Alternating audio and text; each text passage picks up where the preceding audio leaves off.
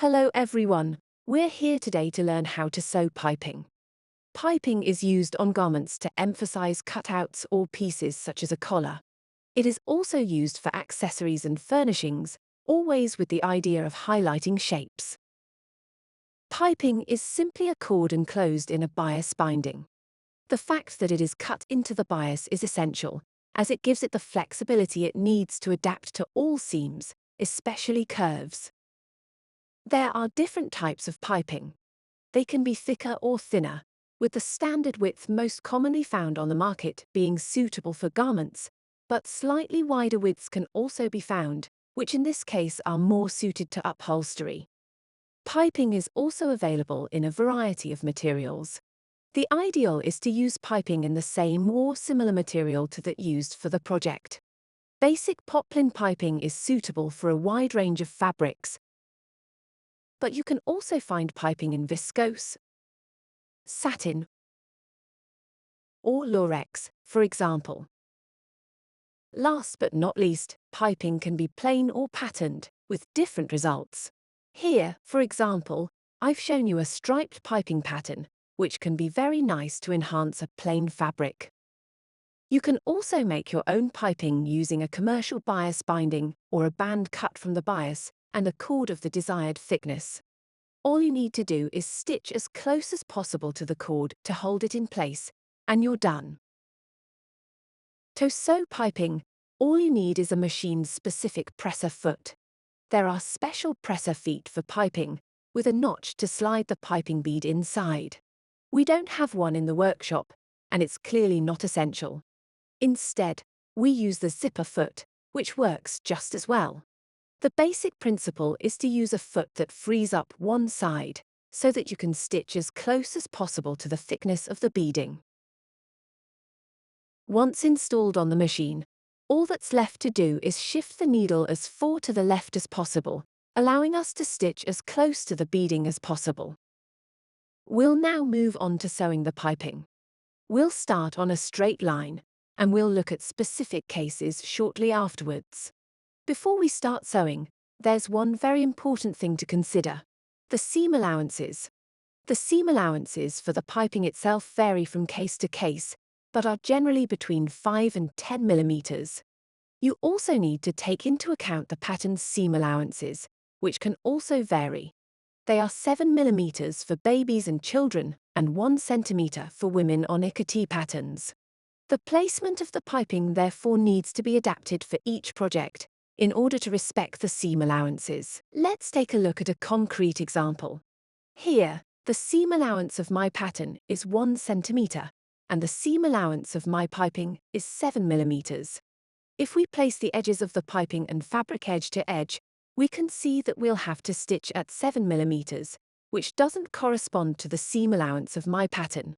We'll need to shift the piping slightly to achieve the 1 centimeter seam allowances. If you wish, you can trace the seam allowances all around the piece to position the piping correctly. But personally, for small measurements like this, I rely on my eye and it remains very precise. The piping can be applied in a single step by sandwiching it directly between the 2 layers of fabric. This is a technique we don't recommend, as it's more difficult and less precise. In the workshop, we always apply our piping in 2 stages, even if it takes a little longer, but the result is much more satisfying. We start by placing the piping on the right side of the fabric, with the beading always facing the inside of the garment. Respect the seam allowances as described above and pin the piping. Eventually, you'll see that pinning isn't necessarily essential, and personally I prefer not to pin and to place my piping as I go along under the machine's presser foot. Now stitch as close as possible to the beading. Ideally, stitch just to the left of the piping seam itself, so that the seam is no longer visible. If, like me, you're slightly off to the right, it's not a big deal. In any case, take your time, as it's important to have even stitching. Seam gaps will tend to be quite visible, and you'll quickly notice a spot where the piping has been stitched too close or too far.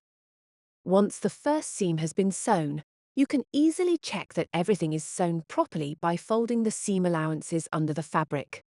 so you can do a quick check before continuing. Especially if you see a small gap, don't hesitate either to undo that part and stitch again, or to make a second stitch closer to the bead, depending on the situation. If everything seems to be in place, we can move on to the second step. Place the second piece of fabric right sides together and align the edges. The piping is now sandwiched between the two layers of fabric. We pin well, and this time I find pinning essential to keep the two fabrics aligned. We now move on to machine stitching, and the little trick to make life easier is to stitch on the side where the stitching has already been done. All you have to do is stitch exactly in the groove of the previous seam. Likewise, take your time to stitch evenly, and don't hesitate to redo if you've strayed too far from the previous seam. And that's all there is to the piping. I think you're used to sewing, but a good ironing will give you an even cleaner finish. As an option, we can also top stitch to hold everything together. Still using my zipper foot, I shift my needle to stitch 2 or 3 millimeters from the piping. And I do a classic top stitch. There are no specific techniques for applying piping. And there you have it, all our tips for perfect piping. Then there are a number of specific cases you may encounter. Let's start with curves. Since the piping is cut on the bias, it is flexible enough to adapt to most curves. However, if the curve is very pronounced, it may be necessary to make notches in the seam allowances of the piping so that it best adapts to the curve. These notches can be made beforehand during pinning, or if, like me, you don't pin, you can make them as you sew, directly on the machine. I'll show you how it looks once assembled.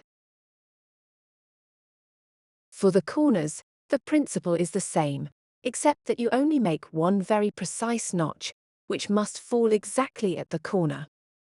And this is how it looks when stitched. Now we just need to see how to connect a piping, which can be very useful for the bottom of sleeves or legs, for example. The first stitching is done as described above, but we leave ourselves a good allowance of unstitched piping at the beginning and end of the stitching. Undo the piping seam over a few centimeters. This gives us direct access to the cord inside the piping, enabling us to cut it to the desired length. I cut it so that it meets the second end, without overlapping or missing. My tip for perfect results is to cut both pieces at the same time.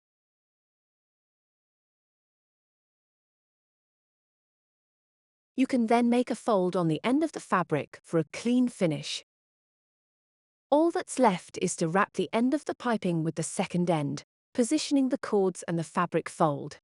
Pin in place and you're ready to finish stitching. I'm showing you here the flat stitching step off the machine, but personally, to save time, this is a step I perform directly on the machine, keeping my stitching on hold with the needle planted in the fabric. I'll show you how it's done, and you can see that it's really discreet. And now piping will no longer hold any secrets for you. There are various techniques for applying piping, but we've given you the one we use all the time in the workshop, which we've been able to test and approve. We hope you found this video useful, so please feel free to like it and subscribe to our channel. We regularly publish new tutorials. Play on, and see you soon at Ikatee.